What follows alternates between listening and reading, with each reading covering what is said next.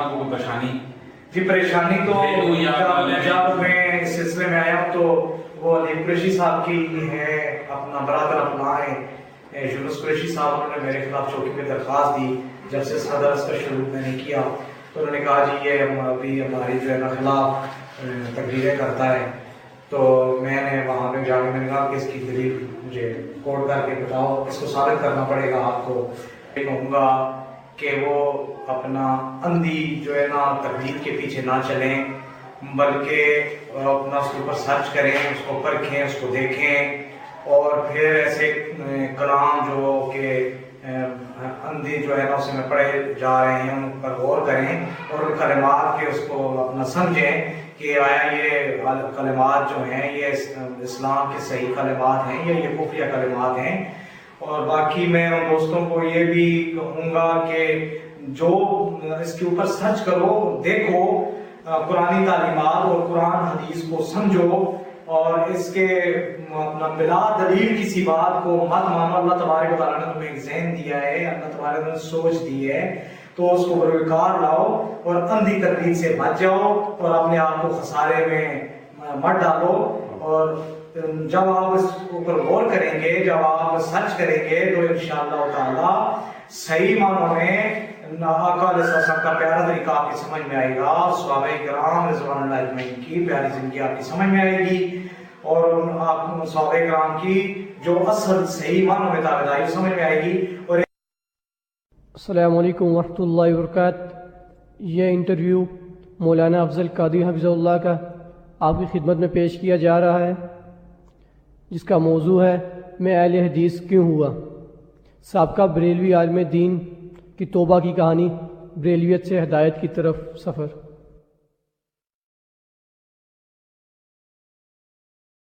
نعوذ ونصلی علی رسول کریم اما بعد۔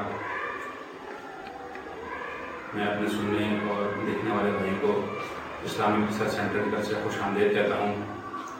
آج ہم آپ کی ملاقات ایک ایسی شخصیت سے کرانے جا رہے ہیں جو کہ ماشاءاللہ سابقہ بریلوی عالم تھے، جناب مولانا افضل قادری صاحب۔ میں ان سے گزارش کروں گا کہ ایک اپنی سابقہ زندگی کے بارے میں تفصیل سے بیان کریں، اور انہوں نے کس طریقے سے مسلک حق کا قبول کیا یہ ہم جاننا چاہیں گے جناب افضل قادری صاحب سے۔ نحمدہ ونصلی علی رسول کریم اما بعد، اعوذ باللہ من الشیطان الرجیم، بسم اللہ الرحمن الرحیم۔ سب سے پہلے تو میں اپنا تعارف پیش کروں گا۔ الحمدللہ کہ میں مسلک اہل حدیث میں کس طرح آیا ہوں۔ جامعہ قاضی افغانیہ حضروں پہ میں تعلیم حاصل کرتا رہا ہوں، اور ہمارے جو استاد تھے اب بہت ہو چکے ہیں، پیر اداکرال صاحب، وہ ہمیں پڑھاتے تھے۔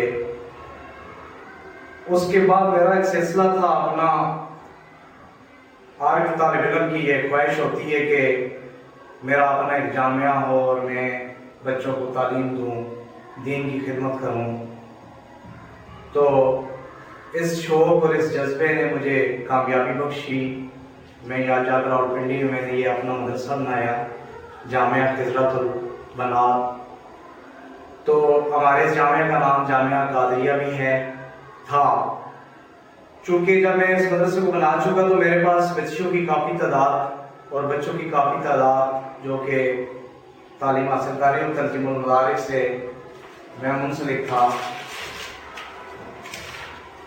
جب میں 2007 میں حج پہ گیا تو اللہ تبارک و تعالیٰ نے مجھے یہ بھی ایک اعزاز بخشا کہ میرا جو گروپ تھا جس میں خواتین بھی تھیں اور مرد بھی تھے، تو مجھ سے گاہ بگاہ جو ہے وہاں پہ ہدایات دیتے تھے کہ اب ہمیں کیا کرنا ہے، اب ہمیں کون سا رکن حج کا ادا کرنا ہے۔ تو میں مسلسل ان کو بریف بھی کر رہا تھا۔ جب ہم بیت اللہ شریف میں الحمدللہ پہنچے تو نماز کا وقت ہوا تو میرے دوست وہاں پہ میرے ساتھ تھے. تو ان دوستوں نے مجھے یہ کہا کہ حضرت آپ جماعت کرائیں گے تو ہم نماز پڑھیں گے.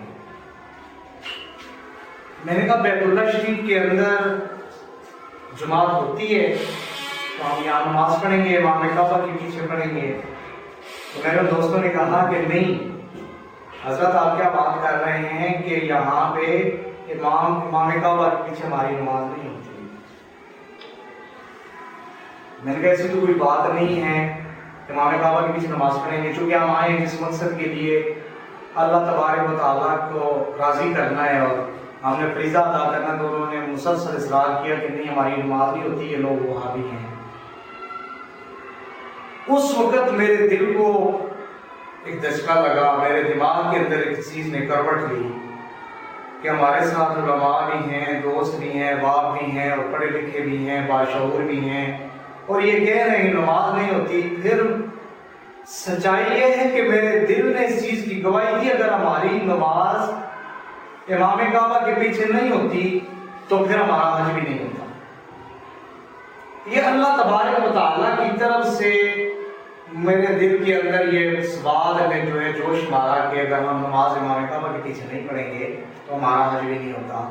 تو میں نے اختلاف کے دوستوں کے ساتھ اور میں نے اور میرے گھر پر بیوی میرے ساتھ تھی, ہم نے مسلسل امام کعبہ کے پیچھے نمازیں پڑھی.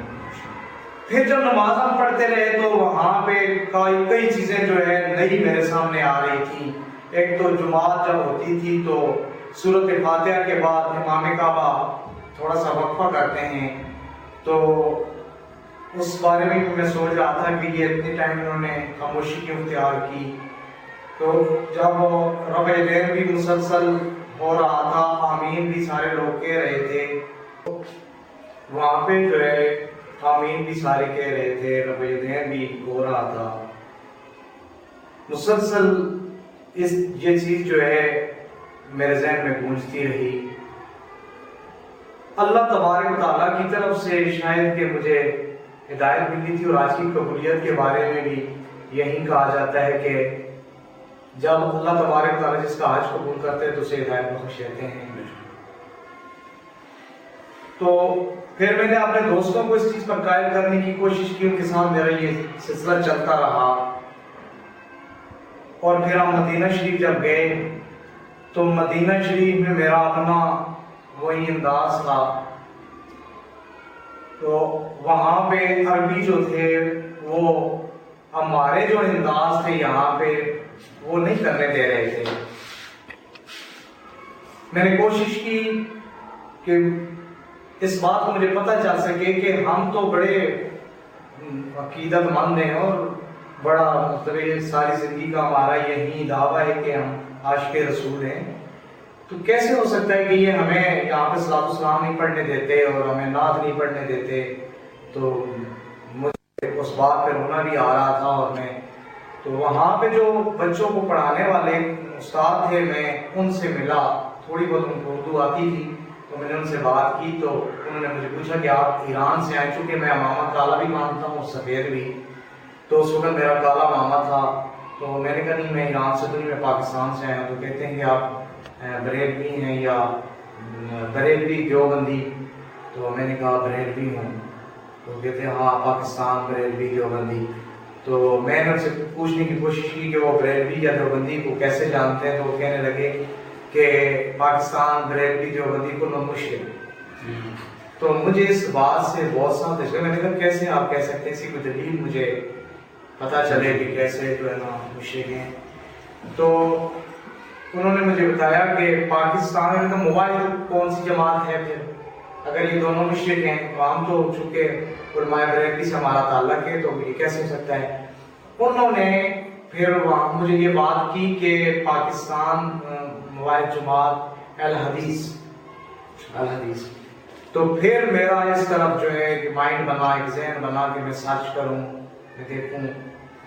تو جب میں پاکستان آیا تو میں نے آتے ہی اپنے سلسلے کو, پہلے تو مدارس کے سلسلے کو چینج کرنا شروع کیا. میں بچوں